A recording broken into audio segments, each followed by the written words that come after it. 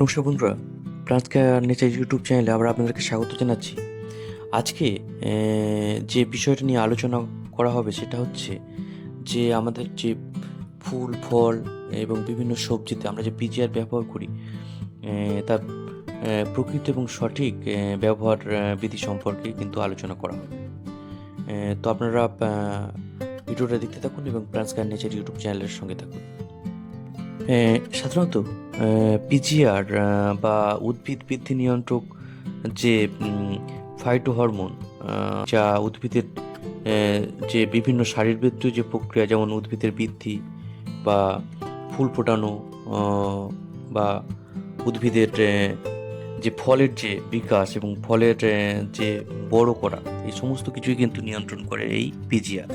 আর যেটা সাধারণত উদ্ভিদের কিন্তু নিজস্ব তার শারীরবৃত্তীয় প্রক্রিয়ার মধ্যেই কিন্তু থাকে।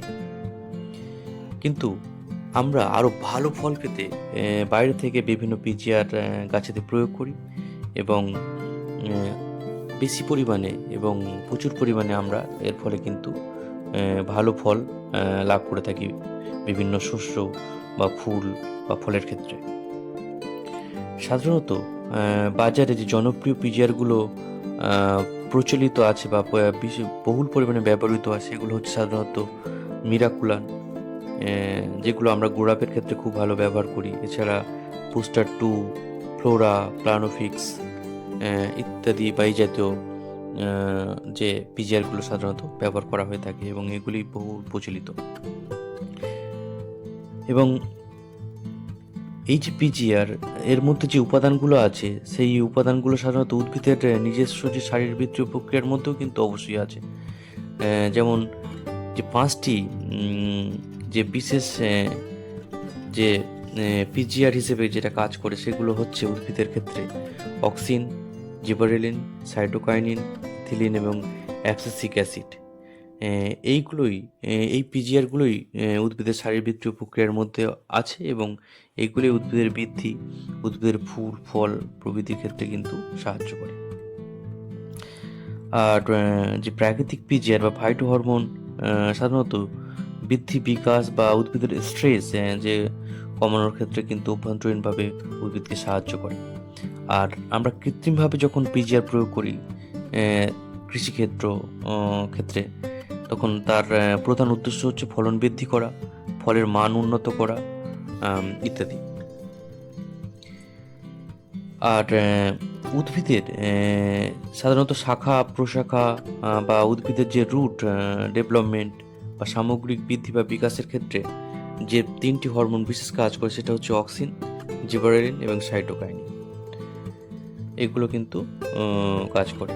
আর উদ্ভিদের যে অঙ্কুর বৃদ্ধি সীমিত করা বা স্ট্রেস যে বৃদ্ধি করা বা ফল পাকাতে পরিপক্ক বা পাকাতে যে সাহায্য করে, সেটা হচ্ছে সাধারণত অ্যাবসিসিক অ্যাসিড এবং ইথিলিন।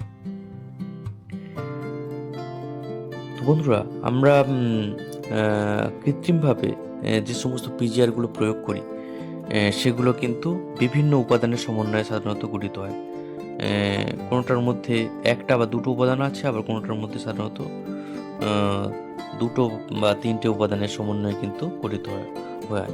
সুতরাং কোন উদ্ভিদের ক্ষেত্রে কেমন প্রয়োজন সেটা কিন্তু অবশ্যই জানা প্রয়োজন এবং সেটা জেনে তবেই কিন্তু ব্যবহার করা উচিত। এবং এই যে উদ্ভিদের যে প্রাকৃতিক যে ফাইটো হরমোন যেগুলো আছে, সেগুলোর সাধারণত যে কাজগুলো সেটা হচ্ছে অক্সিন সাধারণত মূল উৎপাদন এবং ফুল ফোটার শুরুর দিকে কিন্তু ব্যবহার করা হয়ে থাকে। আবার জিবারেলিন এটা ফলের আকার এবং অঙ্কুরোদ্গম দ্রুত করতে কিন্তু ব্যবহার করা হয়ে থাকে। আবার ইথিলিন সাধারণত ফল পাকানো বা পাতার বার্ধক্য এবং ল্যাটেক্স প্রবাহের জন্য ব্যাপকভাবে কিন্তু ব্যবহার করা হয়ে থাকে। আরেকটা হচ্ছে অ্যাবসিসিক অ্যাসিড, এটা বীজের সুপ্ত অবস্থা এবং চাপের বা স্ট্রেস যে কমানোর ক্ষেত্রে কিন্তু এটা ব্যবহার করা হয়ে থাকে। সুতরাং একটা হরমোন একটা বিশেষ ক্ষেত্রে কিন্তু কাজ করে থাকে এবং কৃত্রিম পিজিআরের ক্ষেত্রেও আমরা ঠিক তেমনভাবেই যেটা যখন প্রয়োজন কিন্তু সেই হিসেবে কিন্তু আমরা ব্যবহার করব। পিজিআর হিসেবে অক্সিন, সাইটোকাইনিন, জিবারেলিন, ইথিলিন এবং অ্যাবসিসিক অ্যাসিড সাধারণত প্রত্যেক উদ্ভিদের মধ্যেই কিন্তু উপস্থিত আছে, কিন্তু এটা খুব কম পরিমাণে থাকে।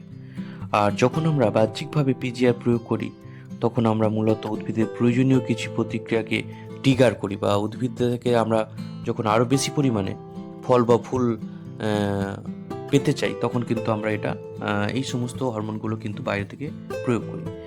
যেমন একটা উদাহরণ দিলে বোঝা যাবে যে ধরুন আপনার ফসল খুব আপনার ফল বা ফুলের গাছে খুব বেশি পাতা বা ডালপালা হচ্ছে, কিন্তু ফল বেশি পাওয়া যাচ্ছে না। এর কারণ হচ্ছে যে গাছপালা বা এই সমস্ত গাছগুলি উদ্ভিদ বৃদ্ধিতে অত্যাধিক শক্তি ব্যয় করছে, এবং একটি পিজিআর উচ্চতায় পৌঁছানোর সময় এই শক্তি সাধারণত কমাতে পারে, এবং পরিবর্তে ফুল এবং ফল বৃদ্ধিতে কিন্তু এই সময় পিজিআর কিন্তু সাহায্য করে। সুতরাং এই জন্যই কিন্তু আমরা পিজিআর প্রয়োগ করি। টেকনিক্যালভাবে যে পিজিআরগুলো বা যে কম্পোজিশনগুলো সাধারণত আছে সেটা তার মধ্যে হচ্ছে প্রথমে যেটা বলা যায় সেটা হচ্ছে প্যাক্লোবুটাজল। প্যাক্লোবুটাজল এটা সাধারণত আম, তুলা প্রভৃতির ক্ষেত্রে কিন্তু এটা ব্যবহার করা হয়ে থাকে। এটা সাধারণত উচ্চতা নিয়ন্ত্রণ করে এবং ফুল ফোটাতে কিন্তু প্যাক্লোবুটাজল সাহায্য করে। প্যাক্লোবুটাজলের পর আমরা আরেকটা যে কম্পোজিশনের কথা বলবো সেটা হচ্ছে জিব্রালিক অ্যাসিড, GA3। এটা সাধারণত আঙুর, ধান বা আখ এই জাতীয় ফসলে কিন্তু ব্যবহার করা হয়ে থাকে। এটা বীজের অঙ্কুরোদ্গমন, ফুল ফোটানো, ফলের বৃদ্ধি প্রভৃতিতে কিন্তু সাহায্য করে। বর্তমানে আমের ফলনেও কিন্তু এগুলো ব্যবহার করা হচ্ছে। এছাড়া হচ্ছে যে মিরাকুলানের যে কম্পোজিশন আছে ট্রাইকন্টনল, এটা কি কাজ করে? এটা সালোক সংশ্লেষ, আমাদের যে উদ্ভিদের যে রুটের যে ডেভেলপমেন্ট সেটা, ফুল ফোটানো এবং ফসলের বা ফলন বৃদ্ধি করতে কিন্তু এটা সাহায্য করে।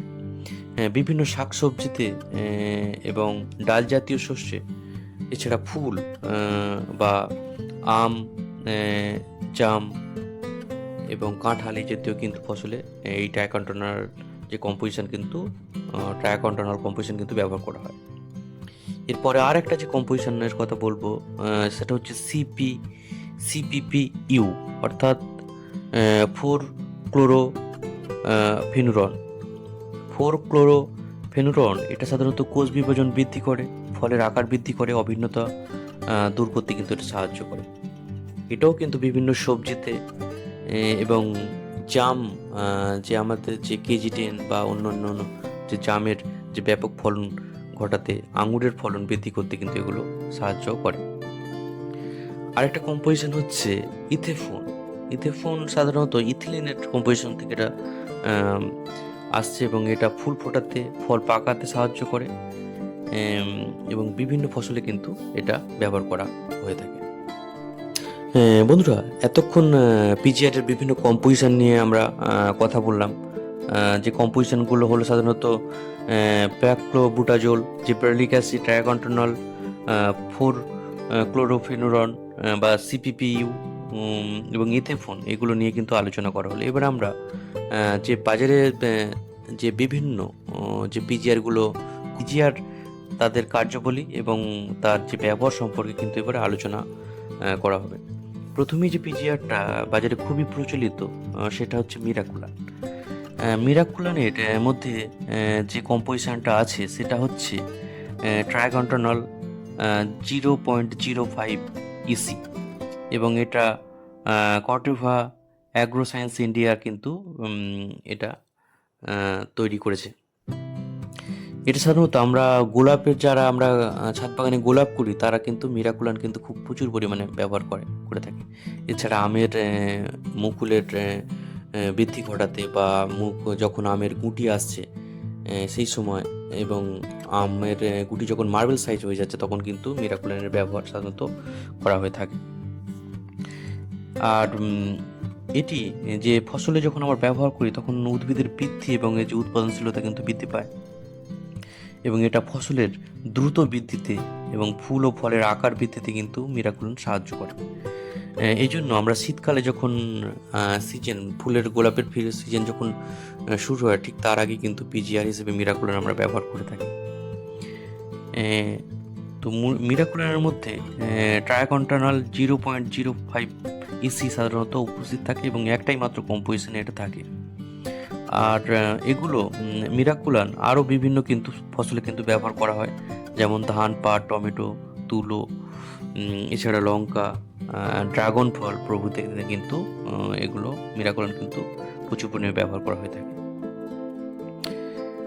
আর এই যে মিরাকুলান এর যে কম্পোজিশনের মধ্যে যে ট্রায়াকন্টানল আছে, সেটা উদ্ভিদের কোষ বিভাজনের যে হারটা সাধারণত বাড়িয়ে দেয়, ফলে উদ্ভিদের যে শিকড় বা রুট ডেভেলপমেন্ট, কাণ্ড এবং পাতার যে বৃদ্ধি কিন্তু ত্বরান্বিত হয় এবং এটা গাছের সামগ্রিক ডেভেলপমেন্টের ক্ষেত্রে কিন্তু মিরাকুলান কিন্তু সাহায্য করে।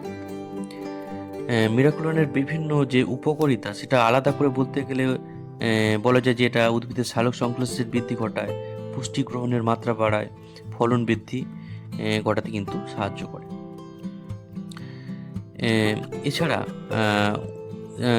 উদ্ভিদের যে দ্রুত যে ফুল এবং ফল সেটা কিন্তু আনতেও সাহায্য করে এবং ফুল ঝরা কমাতে এটা সাহায্য করে। অর্থাৎ আমের মুকুল বার হওয়ার আগে যদি এটা আমরা প্রয়োগ করি তাহলে কিন্তু মুকুল ঝরা কিন্তু অনেকটাই রোধ করে। এছাড়া উদ্ভিদের যে স্ট্রেস সেটা কমাতেও কিন্তু মিরাকুলান সাহায্য করে। মিরাকুলানের যে ব্যবহার বিধি সেটা সাধারণত যে পদ্ধতিতে করা হয় সেটা হচ্ছে যে এটা সাধারণত উদ্ভিদের গায়ে উপরে পাতার উপরে কিন্তু এটা স্প্রে করা হয়, ফলিওর স্প্রে, এবং এটা প্রতি 1 লিটারে সাধারণত 1 ml মিশিয়ে এটা স্প্রে করতে হয় পাতার উপরে। এবং এটা যখন আমরা ফসল চাইবো তার কিন্তু 1 সপ্তাহ বা 15 দিন আগে কিন্তু এটা সাধারণত স্প্রে করতে হয়। আর এর মধ্যে যে কম্পোজিশন আছে তা কিন্তু উদ্ভিদের ক্ষেত্রে ব্যবহারের ক্ষেত্রে সম্পূর্ণ কিন্তু নিরাপদ এবং এর কোনো খুব বেশি কিন্তু সাইড এফেক্ট কিন্তু থাকে না, ফলে উদ্ভিদের উপর তেমন কিন্তু প্রভাব এর নেই, খারাপ প্রভাব আর কি তেমন কিন্তু পড়ে না। মিরাকুলানের পরে একটা বহুল প্রচলিত পিজিআর হচ্ছে বুস্টার 2, এবং এটি একটি সাধারণত ফাইটো হরমোনযুক্ত একটা তরল একটা পিজিআর। এটি সাধারণত যে উদ্ভিদের ফল ফুলের সংখ্যা সাধারণত বাড়াতে সাহায্য করে, ফুল এবং কচি ফল ঝরা রোধ করতে এটা অনেকটা কমাতে বন্ধ করতে সাহায্য করে, এবং উদ্ভিদের ফলন কিন্তু 25 থেকে 30 বা 40% কিন্তু এটা বাড়িয়ে দেয়। আর কোন কোন ফসলের ক্ষেত্রে এটা আমরা ব্যবহার করতে পারি? এটা টমেটো, বেগুন, লঙ্কা, লাউ এবং কুমড়ো জাতীয় সবজি, এছাড়া আমাদের বিভিন্ন ফল যেমন আম, লিচু, পেঁপে, কলা এবং বিভিন্ন ফুলেও কিন্তু এটা আমরা ব্যবহার করতে পারি। আর এর যে ব্যবহার বিধি, অর্থাৎ এটা কিভাবে আমরা ব্যবহার করব, এটা আমরা 1 লিটারে 1 ফোঁটা মিশিয়ে কিন্তু এটা সাধারণত ব্যবহার করতে হয়। আর যে কোনো গাছের ক্ষেত্রে এটা 3 বার ব্যবহার করা যেতে পারে, অর্থাৎ যে ফুল বা মুকুল হওয়ার আগে আমরা এটা ব্যবহার করব, ফুল ফোটার সময় এটা ব্যবহার করব, এবং যখন গুটি সেট হবে ফলে তখন কিন্তু আমরা এটা ব্যবহার করবো। অর্থাৎ 3 বার কিন্তু এটা আমরা ব্যবহার করতে পারি। তো বন্ধুরা, লাইভিক্স অ্যাগ্রোকেমিক্যাল প্রাইভেট লিমিটেড ইন্ডিয়ার তৈরি যে পিজিআর বুস্টার 2 সেটা সম্পর্কে আলোচনা করা হলো, এবং কোন কোন ফসল এবং কিভাবে ব্যবহার করা হবে সেটা সম্পর্কে কিন্তু বিস্তারিত কিন্তু আলোচনা করা হলো। আর বুস্টার 2 ক্ষেত্রে যে ব্যবহার বিধি সেটা কিন্তু সাধারণত আলোচনা করা হলো। বন্ধুরা, বুস্টার 2 ব্যবহারের যে নিয়ম সেটা হচ্ছে যে 3 বার কিন্তু বুস্টার 2 স্প্রে করতে হয়। প্রথম স্প্রে যখন ফুল আসার ঠিক আগে, সেকেন্ড স্প্রে বা দ্বিতীয় স্প্রে এর ঠিক 15 দিন পরে যখন ফুল ফোটা শুরু করে বা মুকুল বার হয় আমের ক্ষেত্রে বা অন্যান্য ফলের ক্ষেত্রে। আর তৃতীয় স্প্রে হচ্ছে যখন ফলগুলো গুটি সেট হয় কিন্তু সেই সময় ব্যবহার করতে হবে। আর বুস্টার 2 অবশ্যই কিন্তু খুব সকালে বা বিকালের দিকে স্প্রে করতে হবে, এবং এর সঙ্গে স্টিকার ব্যবহার করে নিয়ে তবেই স্টিকার মিশিয়ে নিয়ে তবেই কিন্তু ব্যবহার করতে হবে। হ্যাঁ বন্ধুরা, এরপরে যে পিজিআরটা বাজারে খুবই বিখ্যাত বা কৃষিক্ষেত্রে ব্যবহৃত, সেটা হচ্ছে প্ল্যানোফিক্স। এবং এর মধ্যে যে কম্পোজিশন আছে সেটা হচ্ছে 4.5 W alpha naphthyl acetic acid. এটা একটা সক্রিয় উপাদান হিসেবে এর মধ্যে থাকে, এবং এই যে উপাদানটা সেটা কিন্তু উদ্ভিদের বৃদ্ধি নিয়ন্ত্রক বা ফুল ফোটাতে কিন্তু সাহায্য করে। এছাড়া ফুলের কুঁড়ি এবং অপরিপক্ক ফল ঝরে যাওয়া রোধ করতে কিন্তু এই প্ল্যানোফিক্স সাহায্য করে। আর যেগুলো প্ল্যানোফিক্স আর যে গুরুত্বপূর্ণ কাজগুলো করে সেগুলো হচ্ছে, এটা ফলের আকার বড় করতে সাহায্য করে, ফলের গুণগত মান বৃদ্ধি করতে সাহায্য করে, এবং ফলন বৃদ্ধি ও উন্নতি করতে কিন্তু এটা সাহায্য করে। ফল পাকতে দেরি করে, এর সেলফ লাইফ কিন্তু। আর প্ল্যানোফিক্সের যে ব্যবহার বিধি সেটা বলতে গেলে এটা 1 ml 2 লিটার জলেতে আমরা মিশিয়ে কিন্তু এটা ব্যবহার করতে পারি। বন্ধুরা, প্ল্যানোফিক্স আমরা কোন কোন উদ্ভিদের ক্ষেত্রে ব্যবহার করব? সমস্ত রকম সবজি এবং ফলের ক্ষেত্রে কিন্তু আমরা প্ল্যানোফিক্স ব্যবহার করতে পারি। এবং প্ল্যানোফিক্স সাধারণত টমেটো, বেগুন, লঙ্কা, শসা, কুমড়ো, তরমুজ, আম এই জাতীয় কিন্তু ফসল এবং ফলের ক্ষেত্রে ব্যবহার সাধারণত করা হয়ে থাকে। আর প্ল্যানোফিক্স ব্যবহারের বিষয়ে যে সতর্কতাগুলো মেনে চলতে হবে সেগুলো হচ্ছে, সাবান জাতীয় যে বিভিন্ন যে জীবাণুনাশক দিয়ে কিন্তু ভালো করে কিন্তু হাত ধুয়ে নেওয়া প্রয়োজন, কারণ এটা খুবই একটি পিজিআরটা গুলো করা সাধারণত একটু বিষাক্ত।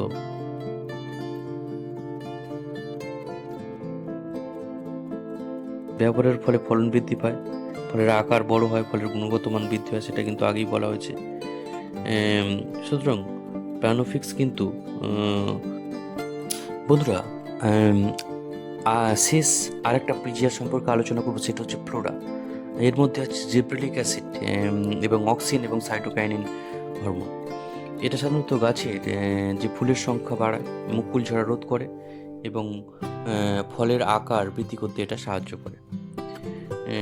তো বন্ধুরা, আজকে পিজিআর সম্পর্কে কিন্তু গুরুত্বপূর্ণ কিছু আলোচনা করা হলো, এবং পিজিআর যে ব্যবহার বিধি সম্পর্কে গুরুত্বপূর্ণ তথ্য আজকের ভিডিওর মাধ্যমে তুলে দেওয়া হলো। এবং পিজিআর যে বিভিন্ন রকম যে পিজিআর যেটা ব্যবহারের কিন্তু কিছু সতর্কবিধি অবশ্যই কিন্তু মেনে চলতে হবে। এর আগে প্রত্যেকটা পিজিআরের আলাদা আলাদা করে ব্যবহার বিধি বা সতর্ক ব্যবহারের ক্ষেত্রে যে সতর্কতাগুলি অবশ্যই মেনে চলা উচিত সেগুলো হচ্ছে, বৃষ্টি এবং তীব্র রোদ বা কুয়াশাচ্ছন্ন অবস্থাতে কিন্তু আমরা পিজিআর কখনো স্প্রে করব না। গাছ যদি রোগ পোকাগ্রস্ত হয় বা দুর্বল হয় তখন কিন্তু পিজিআর না দেওয়াই ভালো। আর পিজিআরের মাত্রা সঠিক এবং নির্দিষ্ট নিয়ম মেনে তবে কিন্তু ব্যবহার করতে হবে। সঠিক সময়ে কিন্তু পিজিআর ব্যবহার করতে হবে। পিজিআরের সঙ্গে অন্য কোনো ফাঙ্গিসাইড, কীটনাশক বা যে অন্য যে সমস্ত